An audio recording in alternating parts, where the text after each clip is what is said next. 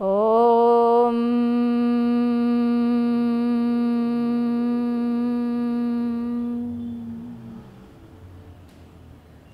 ಓಂ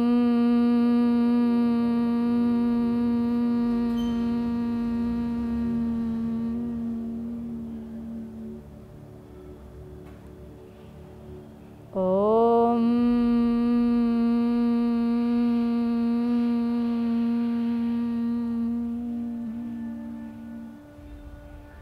ಯೋಗೇನ ಚಿತ್ತಸ್ಯ ಪದೇನ ವಾಚಾಂ ಮಲಂ ಶರೀರಸ್ಯ ಚ ವೈದ್ಯಕೇನ ಯೋಪಾಕರೋತಂ ಪ್ರವರಂ ಮುನೀನಾಂ ಪತಂಜಲಿಂ ಪ್ರಾಂಜಲಿರಾನತೋಸ್ಮಿ ಆಬಾಹು ಪುರುಷಾಕಾರಂ ಶಂಖಚಕ್ರಸಿಧಾರಿಣಂ ಸಹಸ್ರಶಿರಸಂ ಶ್ವೇತಂ ಪ್ರಣಮಾಮಿ ಪತಂಜಲಿಂ. ಹರಿ ಓಂ. NKR TV Kannada ವೀಕ್ಷಕರಿಗೆ ಯೋಗ ಪಥಕ್ಕೆ ಸ್ವಾಗತ. ಇಂದಿನ ಸಂಚಿಕೆಯಲ್ಲಿ ನಾವು ವಿಹಾರದ ಬಗ್ಗೆ ಮಾತಾಡೋಣ. ವಿಹಾರ ಅಂದರೆ ನಮ್ಮ ದೈನಂದಿನ ಚಟುವಟಿಕೆಗಳು ಹೇಗಿರಬೇಕು ಅಂತ ನೋಡೋಣ.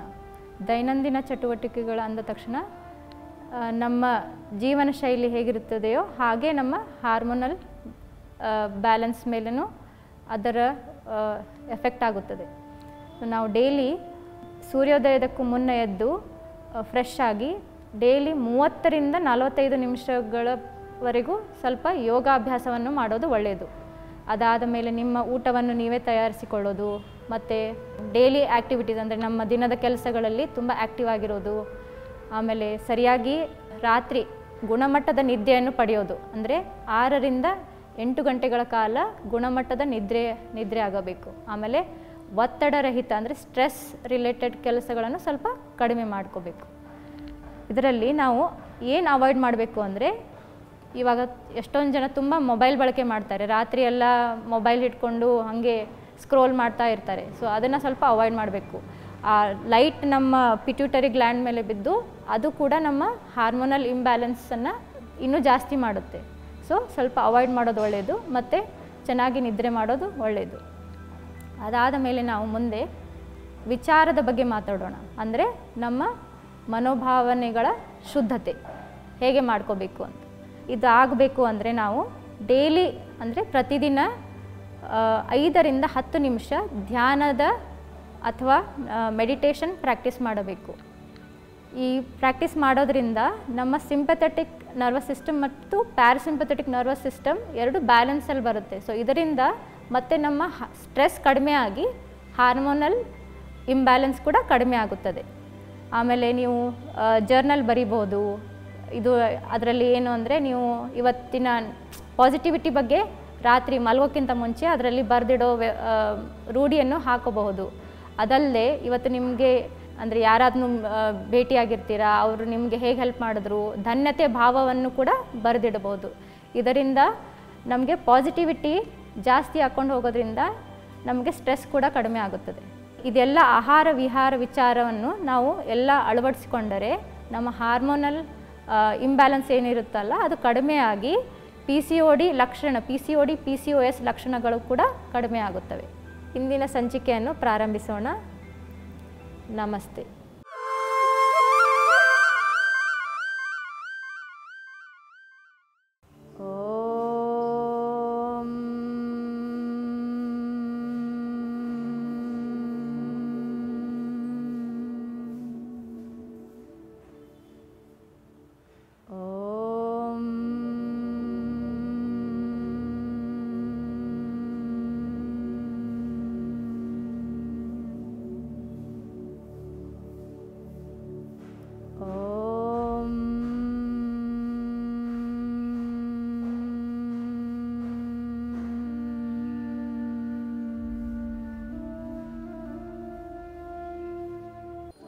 ಮುಂದಿನ ಅಭ್ಯಾಸ ಪ್ರಾಣಾಯಾಮ.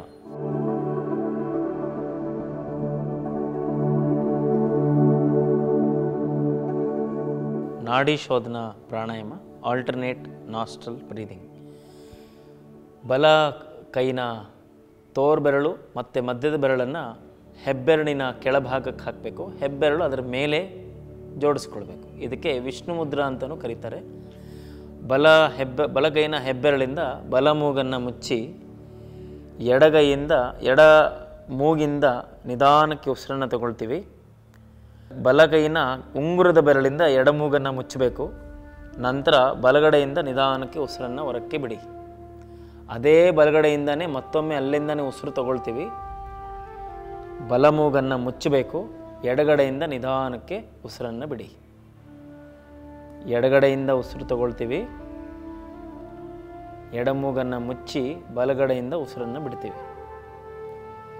ಬಲಗಡೆಯಿಂದನೇ ಉಸಿರು ತಗೊಳ್ತೀವಿ, ಬಲ ಮೂಗನ್ನು ಮುಚ್ಚಿ ಎಡಗಡೆಯಿಂದ ಉಸಿರನ್ನು ಬಿಡ್ತೀವಿ. ಇದೇ ರೀತಿ ಅಭ್ಯಾಸ ಒಂದು 5 ನಿಮಿಷ ಮಾಡೋ ಮಟ್ಟಕ್ಕೆ ನಾವು ಅಭ್ಯಾಸ ಮಾಡ್ಬೋದು. ಯಾರಿಗಾದರೂ ಅಭ್ಯಾಸ ಮಾಡಬೇಕಾದ್ರೆ ಕೈ ಭುಜದಲ್ಲಿ ನೋವು ಏನಾದ್ರು ಆ ಥರ ಬಂದರೆ ಒಂದು ಕುರ್ಚಿ ಪಕ್ಕದಲ್ಲಿಟ್ಕೊಂಡು ಕೈ ಅದರ ಮೇಲೆ ವಿರಮಿಸಿನೂ ಅಭ್ಯಾಸ ಮಾಡ್ಬೋದು. ಪ್ರತಿನಿತ್ಯದ ಅಭ್ಯಾಸದಿಂದ ನಮಗೆ ಹಾರ್ಮೋನಲ್ ಬ್ಯಾಲೆನ್ಸ್ ಮಾಡ್ಕೋಬೋದು. ಆ್ಯಂಗ್ಸೈಟಿ, ಸ್ಟ್ರೆಸ್ ಇದನ್ನೂ ಕಡಿಮೆ ಮಾಡ್ಕೊಳ್ಬೋದು. ಮೇಜರ್ಲಿ PCOD, PCOS ಅಥವಾ ಇರೆಗ್ಯುಲರ್ ಸೈಕಲ್ಸ್ ಟೈಮ್ನಲ್ಲಿ ಇದು ತುಂಬ ಬೇಗ ಟ್ರಿಗರ್ ಆಗುತ್ತೆ. ತುಂಬ ಮೂಡ್ ಸ್ವಿಂಗ್ಸ್ ಆಗ್ತಾ ಹೋಗುತ್ತೆ. ಆ ಮೂಡ್ ಸ್ವಿಂಗ್ಸ್ನ ಕಂಟ್ರೋಲ್ ಮಾಡ್ಕೊಳ್ಳೋದಕ್ಕೆ ಈ ಪ್ರತಿನಿತ್ಯ ಇದರ ಅಭ್ಯಾಸದಿಂದ ಮನಸ್ಸು ಭಾಳ ಹಗುರ ಆಗ್ತಾ ಹೋಗುತ್ತೆ. ನಂತರ ಆಕ್ಸಿಜನ್ ಲೆವೆಲ್ಸ್ ಇಂಪ್ರೂವ್ ಆಗ್ತಾ ಹೋಗುತ್ತೆ. ಎಮೋಷನಲಿ ಸ್ಟೇಬಲ್ ಆಗ್ತಾ ಹೋಗ್ತೀವಿ. ನಮ್ಮ ಎಂಡೋಕ್ರೈನ್ ಸಿಸ್ಟಮ್ ಮೇಲೆ ಇದು ಒಳ್ಳೆ ಪ್ರಭಾವವನ್ನು ತೋರಿಸ್ತದೆ. ನಿಧಾನಕ್ಕೆ ಈ ಕೌಂಟ್ ಯಾವ ರೀತಿ ಇಟ್ಕೊಳ್ಬೇಕಂದ್ರೆ 4 ಸೆಕೆಂಡು ಉಸಿರು ಒಳಗಡೆ ಹೋಗಲಿಕ್ಕೆ 6 ಸೆಕೆಂಡು ಉಸಿರು ಹೊರಗಡೆ ಬಿಡೋದಕ್ಕೆ ನೋಡ್ಕೊಳ್ತಾ ಹೋಗಿ.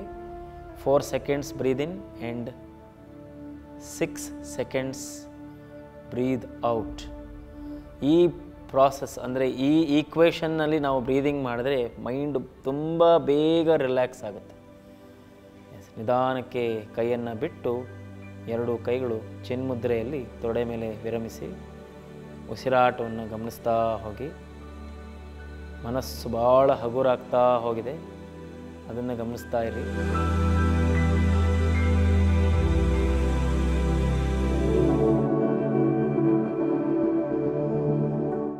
ಈಗ ಸೂರ್ಯ ನಮಸ್ಕಾರದ ಅಭ್ಯಾಸ.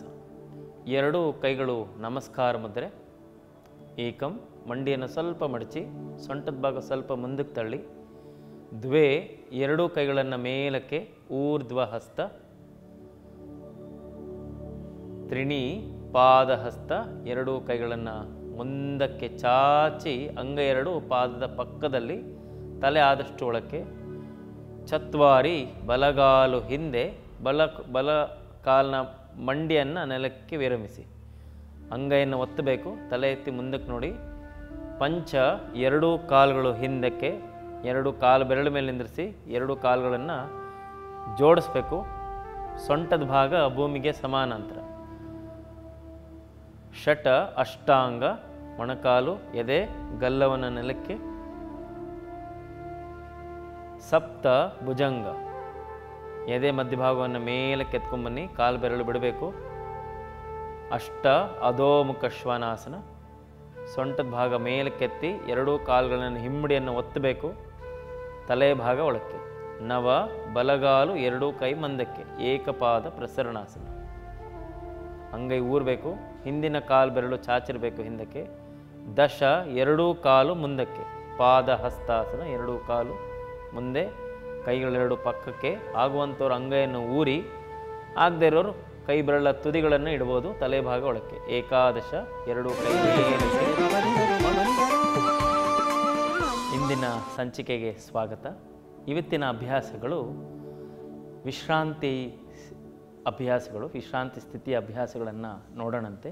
ಇಂಗ್ಲೀಷಲ್ಲಿ ಇದಕ್ಕೆ ರೆಸ್ಟೋವೇಟಿವ್ ಯೋಗಿಕ್ ಪ್ರಾಕ್ಟೀಸ್ ಅಂತ ಕರೀತಾರೆ.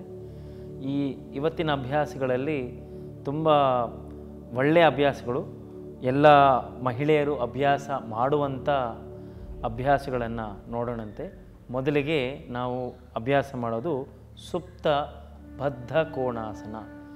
ಸುಪ್ತ ಅಂದರೆ ಮಲಗೋದು ಅಂತ, ಬದ್ಧ ಅಂದರೆ ಎರಡೂ ಹತ್ತಿರ ತೊಗೊಂಡು ಬರೋದು ಅಂತ, ಕೋಣ ಅಂತಂದರೆ ಕಾಲುಗಳಲ್ಲಿ ಬರುವಂಥ ಒಂದು ಆ್ಯಂಗಲ್, ಅದಕ್ಕೆ ಕೋಣ ಅಂತ ಕರಿತೇವೆ. ಯಾವ ರೀತಿ ಮಾಡಬೇಕು, ಯಾವ ರೀತಿ ಅದನ್ನು ಸೆಟ್ ಮಾಡಿಕೊಳ್ಬೇಕು ಅದನ್ನು ನೋಡೋಣಂತೆ. ಮನೆಯಲ್ಲೇ ಸಿಗುವಂಥ ದಿಂಬುಗಳು, ಬೆಡ್ಶೀಟ್ಗಳನ್ನು ಉಪಯೋಗಿಸ್ಕೊಂಡೇ ಅಭ್ಯಾಸ ಮಾಡುವಂಥ ಅಭ್ಯಾಸ. ಮೊದಲನೇದು ಸುಪ್ತಬದ್ಧ ಕೋಣಾಸನ ನೋಡ್ಕೊಳ್ಳಿ. ನಮಗೆ ಇವತ್ತು ನಮ್ಮ ಕ್ಲಾಸಲ್ಲಿ ನಾವು ಒಂದು ದಿಂಬು, ಒಂದು 4 ಬ್ರಿಕ್ಕು, 1-2 ಬೆಡ್ಶೀಟನ್ನು ಉಪಯೋಗಿಸ್ಕೊಂಡು ಅಭ್ಯಾಸವನ್ನು ಮಾಡ್ತೀವಿ. ಮೊದಲು ಬ್ರಿಕ್ಗಳನ್ನ ಜೋಡಿಸ್ಕೊಳ್ಬೇಕು. 2 ಬ್ರಿಕ್ಸ್ ತೊಗೊಳ್ತೀವಿ, 2 ಬ್ರಿಕ್ಸ್ ಜೋಡಿಸ್ಬೇಕು. 2 ಬ್ರಿಕ್ಕು ಪಿಲ್ಲೋನ ಹಿಂಭಾಗದಲ್ಲಿ ಅಂದರೆ ಕೆಳಭಾಗದಲ್ಲಿ 2 ಬ್ರಿಕ್ಕನ್ನು ಜೋಡಿಸ್ತೀವಿ. ಯಾವ ರೀತಿ ಜೋಡಿಸ್ಬೇಕಂದ್ರೆ, ಒಂದು ಬ್ರಿಕ್ಕು ಅಡ್ಡವಾಗಿ ಇಡಬೇಕು, ಮತ್ತೊಂದು ಬ್ರಿಕ್ಕು ಚಪ್ಪಟೆಯಾಗಿ ನೆಲಕ್ಕೆ ಫ್ಲ್ಯಾಟ್ ಆಗಿ ಇಡಬೇಕು. 2 ಬ್ರಿಕ್ಕರ ಮಧ್ಯದ ಗ್ಯಾಪ್ ಏನಿದೆಯಲ್ಲ, ಅದು ಕಿರುಬೆರಳು ಮತ್ತು ಹೆಬ್ಬೆರಳಷ್ಟು ಡಿಸ್ಟೆನ್ಸ್ ಇಟ್ಕೊಳ್ತೀವಿ. ಅದರ ಮೇಲೆ ದಿಂಬಿನ ಅದರ ಮೇಲೆ ವಿಶ್ರಮಿಸಬೇಕು. ಈ ದಿಂಬು ಇಡಬೇಕಾದ್ರೂ ಅಷ್ಟೇ, ಒಂದು ಕಡೆ ತುದಿ ದಿಂಬು ಬ್ರಿಕ್ಕಿನ ಮೇಲಿದ್ದರೆ ಮತ್ತೊಂದು ತುದಿ ದಿಂಬು ಮ್ಯಾಟಿನ ಮೇಲೆ ವಿಶ್ರಮಿಸಬೇಕು. ಅದರ ಮೇಲೆ 2 ಬೆಡ್ಶೀಟ್ಸನ್ನು ಇಡ್ತೀವಿ. 2 ಬೆಡ್ಶೀಟ್ಸ್ ಇಡಬೇಕಾದ್ರೆ ಸ್ಟೆಪ್ ಆಕಾರದಲ್ಲಿ ಇಡಬೇಕು. ಮೊದಲು ಒಂದಿಟ್ಟು ಅದರ ಮೇಲೆ ಇನ್ನೊಂದು ಇಡ್ತೀವಿ. 2 ಬೆಡ್ಶೀಟ್ಸ್ ಜೋಡಿಸ್ಬಾರ್ದು, ಒಂದು ಸ್ಟೆಪ್ ಥರ 1-2 ಬೆರಳಷ್ಟು ಗ್ಯಾಪ್ ಇಟ್ಬಿಟ್ಟು ಇಡುವಂಥದ್ದು. ನಂತರ ಪಿಲ್ಲೋಯ ದಿಂಬಿನ ಮುಂದಗಡೆ ಕುತ್ಕೊಳ್ತೀವಿ. 2 ಕಾಲುಗಳು, ಪಾದಗಳು ಜೋಡಿಸ್ಬೇಕು. ಬದ್ಧ ಕೋಣಾಸನ ಅಂದರೆ ಇದು ಇಂಗ್ಲೀಷಲ್ಲಿ ಬಟರ್ಫ್ಲೈ ಪೋಸ್ ಅಂತಾರೆ. ಸೊಂಟದ ಭಾಗ ಪೂರ್ತಿ ಬೆನ್ನಿಗೆ ಪಿಲ್ಲೋಗೆ ತಾಕಿರಬೇಕು. ಹಿಂದೆ ಬಲಬದಿ ಮತ್ತು ಎಡಬದಿಯಲ್ಲಿ ಒಂದೊಂದು ಬ್ರಿಕ್ಕನ್ನು ಜೋಡಿಸ್ಕೊಳ್ಬೇಕು. ಮೊಣಕಾಲಿನ ಕೆಳಭಾಗದಲ್ಲಿ ಬ್ರಿಕ್ಕನ್ನು ಜೋಡಿಸಿ ನಂತರ ನಿಧಾನವಾಗಿ ಹಾಗೆ ಹಿಂದಕ್ಕೆ ಮಲಗೋದು. ಆ ಸೊಂಟದ ಭಾಗ ಪೂರ್ತಿ ದಿಂಬಿನ ಮೇಲೆ ವಿರಮಿಸಿರಲಿ. ಕತ್ತಿಗೆ ಮತ್ತು ಕತ್ತಿನ ಹಿಂಭಾಗಕ್ಕೆ ಬೆಡ್ಶೀಟನ್ನು ಕೊಡಬೇಕು. ಬೆಡ್ಶೀಟ್ ಕೊಡಬೇಕಾದ್ರೆ ಸ್ವಲ್ಪ ಗ್ಯಾಪ್ ಇರಬೇಕು, ಮೇಲ್ಗಡೆ ಬೆಡ್ಶೀಟ್ಗೂ ಕೆಳಗಡೆ ಬೆಡ್ಶೀಟ್ಗೂ. ಈ ರೀತಿ ಸೆಟ್ ಮಾಡಿಕೊಂಡು ನಂತರ 2 ಪಾದ ಜೋಡಿಸಿರುತ್ತೆ ಮುಂದೆಗಡೆ, ಕಣ್ಣುಗಳನ್ನು ಮುಚ್ಚಿದೆ. ಈ ಅಭ್ಯಾಸ ಯಾರು ಯಾವಾಗ ಬೇಕಾದ್ರೂ ಮಾಡ್ಬೋದು, ಎಲ್ಲರಿಗೂ ಒಳ್ಳೆಯ ಅಭ್ಯಾಸ. ಸ್ಪೆಷಲಿ ಹೆಣ್ಮಕ್ಕಳಲ್ಲಿ ಯಾರಿಗೆ ತುಂಬ ಇರ್ರೆಗ್ಯುಲರ್ ಮಂತ್ಲಿ ಸೈಕಲ್ಸ್ ಇರುತ್ತೆ, ಯಾರಿಗೆ ತುಂಬ ಹೊಟ್ಟೆ ನೋವು, ಸೈಕಲ್ಸ್ ಟೈಮಲ್ಲಿ ಹೊಟ್ಟೆ ನೋವು ಇದ್ದಾಗೆ ಮೊದಲಿಗೇ ಪ್ರಾರಂಭ ಮಾಡ್ಕೋಬೇಕು. ಅಂದರೆ ನಮಗೆ ಸೈಕಲ್ ಬರೋಕ್ಕೆ 5 ದಿವಸ ಮುಂಚೆಯಿಂದನೇ ಇದರ ಅಭ್ಯಾಸ ಮಾಡ್ತಾ ಹೋದರೆ ಸೈಕಲ್ ಟೈಮಲ್ಲಿ ಹೊಟ್ಟೆ ನೋವು ಸ್ವಲ್ಪ ಕಡಿಮೆ ಆಗುತ್ತೆ, ಸೊಂಟದ ನೋವು ಸ್ವಲ್ಪ ಕಡಿಮೆ ಆಗುತ್ತೆ. ಇದರಲ್ಲಿ ಕನಿಷ್ಠ ಅಂತಂದರೆ ಒಂದು 10 ನಿಮಿಷ ಇರೋದು ಒಳ್ಳೆಯದು. ಇಲ್ಲಿ ನೀವು ಅಭ್ಯಾಸ ಮಾಡಬೇಕಾದ್ರೆ ನಿಮ್ಮ ಗಮನ ಇರಬೇಕಾಗಿದ್ದು ಉಸಿರಾಟದ ಕಡೆ. 4 ಸೆಕೆಂಡು ಉಸಿರು ಒಳಗಡೆ ಹೋಗಲಿಕ್ಕೆ, 6 ಸೆಕೆಂಡು ಉಸಿರು ಹೊರಗಡೆ ಬಿಡೋಕ್ಕೆ.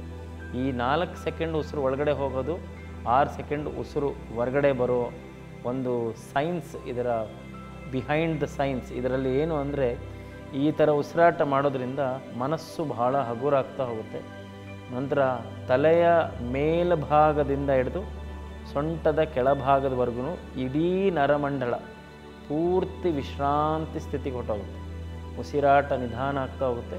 ನಂತರ ಈಗ ನೀವು ಗಮನಿಸ್ತಾ ಹೋದರೆ ಬದ್ಧ ಕೋಣಾಸನದ ಅಭ್ಯಾಸದಲ್ಲಿ ಉಸಿರಾಟ ಆದಷ್ಟು ಹೊಟ್ಟೆಯ ಕಡೆನೇ ಇರುತ್ತೆ. ಹೊಟ್ಟೆಯ ಮೇಲ್ಭಾಗದಿಂದ ಕೆಳಭಾಗ, ಒಪೆಯಿಂದ ಕೆಳಭಾಗ. ಒಪೆ ಅಂದರೆ ಡಯಫ್ರಮ್ ಒಂದು ಚಿಕ್ಕದಾದಂಥ ಒಂದು ಮಸಲ್. ಅದು ನಮ್ಮ ಎದೆ ಮತ್ತು ಹೊಟ್ಟೆ, ಎದೆಗೂಡು ಮತ್ತು ಹೊಟ್ಟೆಯ ಭಾಗವನ್ನು ಬೇರೆ ಮಾಡುವಂಥ ಒಂದು ಚಿಕ್ಕ ಸ್ನಾಯು. ಅದು ನಮ್ಮ ಫ್ಲೋಟಿಂಗ್ ರಿಪ್ಸ್ ಅಂತ ಕರಿತೀವಿ. ಎದೆಗೂಡಿನ ಕೆಳಭಾಗದಲ್ಲಿ ಅಂಟ್ಕೊಂಡು ಪೂರ್ತಿ ಬೆನ್ನಿನ ಹಿಂಭಾಗದವರೆಗೂ ಹೋಗುತ್ತೆ. ಈ ಉಸಿರಾಟ ಮಾಡಬೇಕಾದ್ರೆ ಯಾವಾಗ ನಾವು ಉಸಿರನ್ನು ತಗೊಳ್ತೀವಿ, ಒಪೆಯ ಭಾಗ ಕೆಳಮುಖವಾಗಿ ತಳ್ಳಲ್ಪಡುತ್ತೆ. ಆವಾಗ ನಿಧಾನಕ್ಕೆ ಹೊಟ್ಟೆ ಭಾಗ ಹಿಗ್ಗುತ್ತೆ. ಉಸಿರನ್ನು ಬಿಟ್ಟಾಗೆ ಹೊಟ್ಟೆ ಭಾಗ ಯಾವಾಗ ಒಳಗಡೆ ಹೋಗುತ್ತೋ ಒಪೆಯ ಭಾಗನೂ ಮೇಲಕ್ಕೆ ಎದೆಗೂಡಿನ ಕಡೆ ಹೊಟ್ಟೋಗುತ್ತೆ. ಈ ಭಂಗಿಯಲ್ಲಿ 10 ನಿಮಿಷ ಇದ್ದರೆ ತುಂಬ ಒಳ್ಳೆಯದು. ಒಳ್ಳೆ ನಿದ್ರೆಗೆ ಒಳ್ಳೆ ಅಭ್ಯಾಸ. ನಿದ್ದೆ ಚೆನ್ನಾಗಿ ನಿದ್ರವಾಗುತ್ತೆ.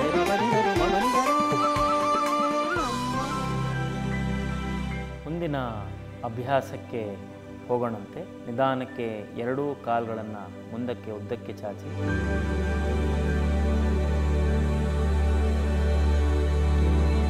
ಕಾಲೆರಡು ಹಾಗೆ ಉದ್ದ ಇರಲಿ. ಇದೇ ಪೊಸಿಷನಲ್ಲೇ ಅಂದರೆ ಇದೇ ಭಂಗಿಯಲ್ಲೇ ಮುಂದಿನ ಅಭ್ಯಾಸ ಸುಪ್ತ ಸುಖಾಸನ. ಇದೇ ಭಂಗಿಯಲ್ಲೇ ಎರಡೂ ಕಾಲುಗಳನ್ನು ನಿಧಾನಕ್ಕೆ ಮುಂದಕ್ಕೆ ಉದ್ದಕ್ಕೆ ಚಾಚಿ ಇಲ್ಲಿಂದ ಎರಡೂ ಕಾಲುಗಳನ್ನು ಒಳಮುಖವಾಗಿ ಮಡಚ್ಕೊಳ್ತೀವಿ. ಅಂದರೆ ನಾವು ಯಾವ ರೀತಿ ಕೆಳಗಡೆ ಊಟಕ್ಕೆ ಯಾವ ರೀತಿ ಕೆಳಗಡೆ ಕೂಡ್ತೀವೋ ಆ ರೀತಿ ಕಾಲುಗಳೆರಡು ಮಡಚ್ಕೊಳ್ಬೇಕು. ಮಡಚ್ಕೊಂಡು ಹಾಗೆ ಅದೇ ಭಂಗಿಯಲ್ಲೇ ಇಲ್ಲೇ ಇರ್ತೀವಿ. ಯಾರಿಗಾರು ತೀರಾ ಸೊಂಟ ನೋವು ಆ ಥರ ಏನಾದ್ರು ಆಗ್ತಾಯಿದ್ರೆ ಸ್ವಲ್ಪ ಪೃಷ್ಠದ ಭಾಗವನ್ನು ಸ್ವಲ್ಪ ಮುಂದಕ್ಕೆ ತಳ್ಳಿ ಅಡ್ಜಸ್ಟ್ ಮಾಡಿಕೊಂಡ್ರೆ ಆ ಸೊಂಟದ ಭಾಗದಲ್ಲಿರುವಂಥ ಒತ್ತಡ ಕಡಿಮೆ ಆಗಿಬಿಡುತ್ತೆ. ಇದಕ್ಕೆ ಸುಪ್ತ ಸುಖಾಸನ ಅಂತ ಹೆಸರು. ಈ ಭಾಗದಲ್ಲಿ ಎದೆಗೂಡು ಚೆನ್ನಾಗಿ ಅಗಲ ಸ್ಟ್ರೆಚ್ ಆಗಿರುತ್ತೆ, ಶೋಲ್ಡರ್ಸ್ ಚೆನ್ನಾಗಿ ಓಪನ್ ಆಗಿರುತ್ತೆ ಇದರಲ್ಲಿ.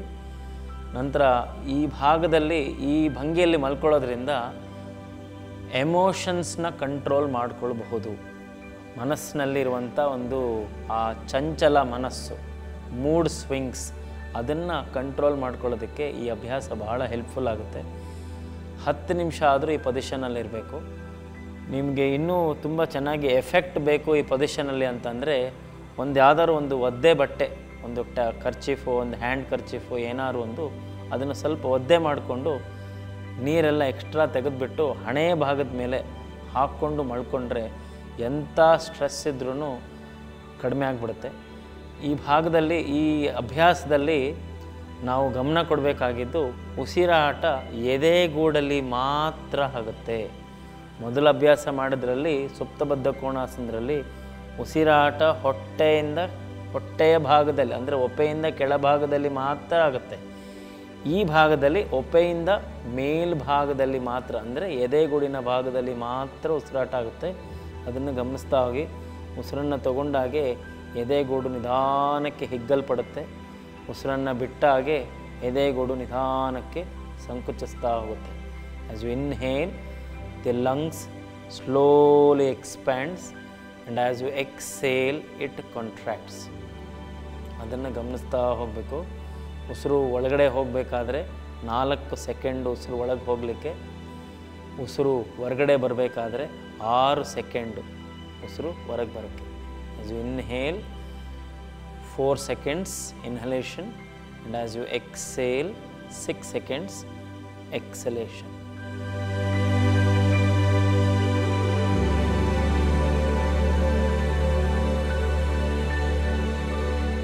ನಿಧಾನಕ್ಕೆ ಗಮನಿಸ್ತಾ ಹೋಗಿ. ನಮಗೆ ಈ ಅಭ್ಯಾಸ ಮಾಡಬೇಕಾದ್ರೆ ನಮ್ಗೆ ಗೊತ್ತಿಲ್ಲದ ಹಾಗೇ ನಾವು ನಿದ್ರೆಗೆ ಜಾರಿಬಿಡ್ತೀವಿ. ಯಾರಿಗೆ ತುಂಬ ನಿದ್ರೆಯ ಸಮಸ್ಯೆಗಳಿದ್ರೂ ಈ ಸಮಸ್ಯೆಗಳೆಲ್ಲ ಸರಿ ಮಾಡ್ಕೋಬೋದು. ಈ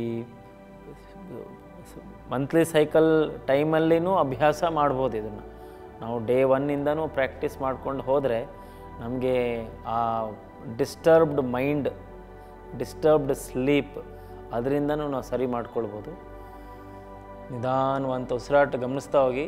ನೀವು ಯಾವ ರೀತಿ ಉಸಿರಾಟ ಮಾಡ್ತಾ ಹೋಗ್ತೀರೋ ಅಷ್ಟು ಮನಸ್ಸು ಹಗುರಾಗ್ತಾ ಹೋಗ್ತಾ ಇರುತ್ತೆ.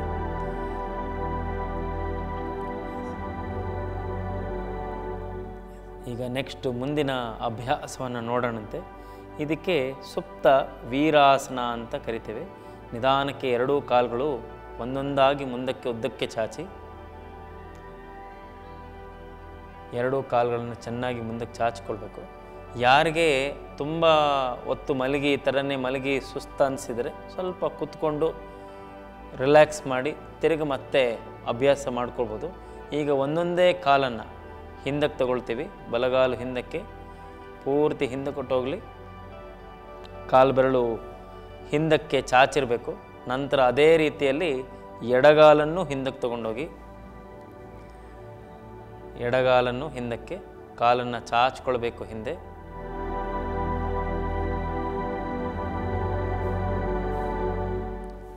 ಕಾಲು ಬೆರಳು ಬಿಟ್ಟಿರಲಿ. ಪೃಷ್ಠದ ಭಾಗ ಪೂರ್ತಿ ಮ್ಯಾಟಿನ ಮೇಲೆ ವಿರಮಿಸಿರಬೇಕು.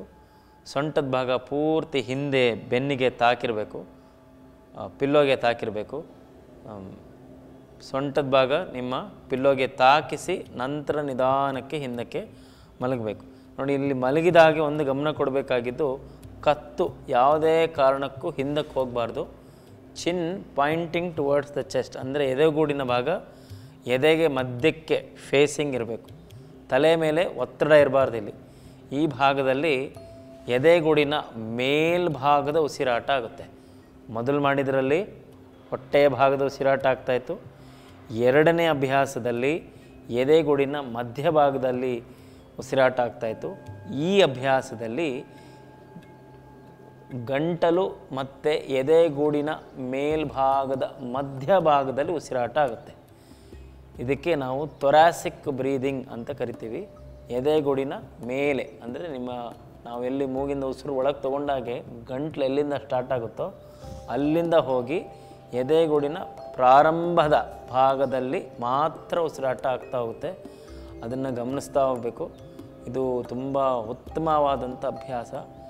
ಮಹಿಳೆಯರಿಗೆ ಒಂಥರ ವರದಾನದ ಅಭ್ಯಾಸ ಅಂತಲೂ ಅನ್ಬೋದು. ನಾವು ಪ್ರತಿನಿತ್ಯ ಅಭ್ಯಾಸ ಮಾಡ್ತಾ ಹೋದರೆ ಕನಿಷ್ಠ ಅಂತಂದರೂ ಇದಕ್ಕೆ 1-2 ತಿಂಗಳು 3 ತಿಂಗಳು ಆ ಥರ ಅಭ್ಯಾಸ ಮಾಡ್ತಾ ಹೋದರೆ ಯಾರ್ಯಾರಿಗೆ ಇರೆಗ್ಯುಲರ್ ಸೈಕಲ್ ಇಶ್ಯೂಸ್ ಇದೆಯೋ ಆ ಇಶ್ಯೂಸ್ನೆಲ್ಲದನ್ನು ನಾವು ಸರಿ ಮಾಡಿಕೊಳ್ಬಹುದು. 10 ನಿಮಿಷ ಇರೋದು ಒಳ್ಳೆಯದು.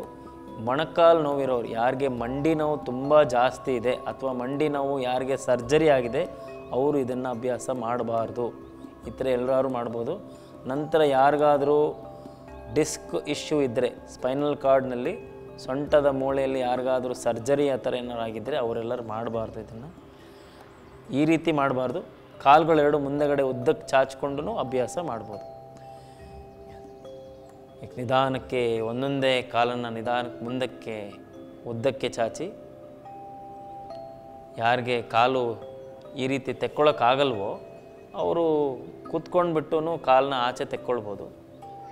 ಕಾಲೆರಡು ಹಾಗೆ ಪಕ್ಕಕ್ಕೆ ಬಿಟ್ಬಿಡಿ. ಇದನ್ನು ಸುಪ್ತ ದಂಡಾಸನ ಅಂತಲೂ ಕರಿತೀವಿ. ಕಾಲೆರಡು ಆರಾಮಾಗಿ ಲೂಸಾಗಿ ಬಿಟ್ಬಿಡಬೇಕು ಪಕ್ಕಕ್ಕೆ ಕಾಲು ಬೆರಳುಗಳು. ರಾತ್ರಿ ಹೊತ್ತು ಈ ರೀತಿ ಮಲ್ಕೋಬೋದು. ಸುಮ್ಮನೆ ಕಾಲಿಂಗೆ ಉದ್ದ ಚಾಚಿ ಸ್ವಲ್ಪ ಎತ್ತರಕ್ಕೆ ದಿಂಬೆ ಎತ್ತರ ಮಾಡ್ಕೊಂಡು ಈ ರೀತಿ ಮಲ್ಕೊಂಡ್ರೆ ಇಡೀ ದಿನದ ಒಂದು ಟಯರ್ಡ್ನೆಸ್ ಏನಿದೆ, ತುಂಬ ಹೊತ್ತು ಮಹಿಳೆಯರು ಭಾಳ ಹೊತ್ತು ನಿಂತಿರ್ತೀರಿ ಅಡುಗೆ ಮನೆಯಲ್ಲಿ, ಅಥವಾ ಇತ್ತೀಚೆಗೆ ಮಹಿಳೆಯರೆಲ್ಲರೂ ಕೆಲಸಕ್ಕೆ ಹೋಗ್ತಿದ್ದಾರೆ.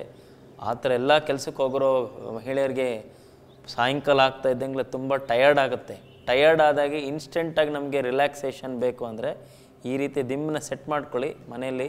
ತಲೆ ದಿಂಬಿಟ್ಕೊಂಡ್ರೆ ಆಗುತ್ತೆ. ನಿಮ್ಮ ಹತ್ರ ಈ ಥರ ಲೋಡ್ ಅಂತಲೂ ಅಂತಾರೆ, ಕೆಲವರು ಬೋಲ್ಸ್ಟರ್ ಅಂತ ಕರೀತಾರೆ ಇದಕ್ಕೆ, ಕೆಲವು ಕಡೆ ರೌಂಡ್ ಪಿಲ್ಲೋ ಅಂತಲೂ ಕರೀತಾರೆ. ಈ ಥರ ದಿಂಬಿದ್ರೆ ಸೆಟ್ ಮಾಡಿಕೊಂಡು ಈ ರೀತಿ ಮಲ್ಕೊಂಬಿಟ್ರೆ ನಿಮಗೆ ಇಡೀ ದಿನದ ಒಂದು ಟಯರ್ಡ್ನೆಸ್ ಏನಿದೆಯಲ್ಲ ಅದು ಒಂದು 10 ನಿಮಿಷದಲ್ಲೇ ರಿಕವರಿ ಆಗ್ತೀರಿ.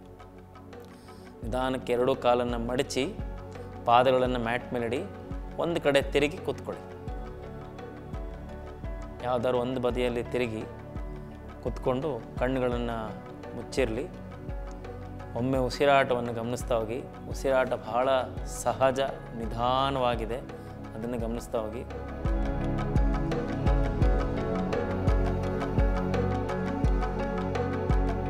ನಿಧಾನಕ್ಕೆ ಮ್ಯಾಟಿನ ಮುಂಭಾಗಕ್ಕೆ ತಿರುಗಿ ಕೂತ್ಕೊಳ್ಳಿ. ಕಣ್ಣುಗಳು ಮುಚ್ಚೇ ಇರಲಿ. 2 ಕೈಗಳು ಚಿನ್ಮುದ್ರೆಯಲ್ಲಿ, ತೋರು ಬೆರಳು ಮತ್ತು ಹೆಬ್ಬೆರಳನ್ನು ತುದಿಗಳನ್ನು ಜೋಡಿಸಿ ಕೈಗಳೆರಡು ತೊಡೆಯ ಮೇಲೆ ಇಟ್ಕೊಳ್ಳಿ. ಉಸಿರಾಟವನ್ನು ಗಮನಿಸ್ತಾ ಹೋಗಿ. ಇಡೀ ಶರೀರದಲ್ಲಿ ಆಗ್ತಾ ಇರುವಂಥ ಆ ಸಂತೋಷದ ಆನಂದದ ಬದಲಾವಣೆಗಳನ್ನು ಗಮನಿಸ್ತಾ ಇಂದಿನ ಸಂಚಿಕೆಯನ್ನು ಮುಕ್ತಾಯ ಮಾಡ್ತೀವಿ.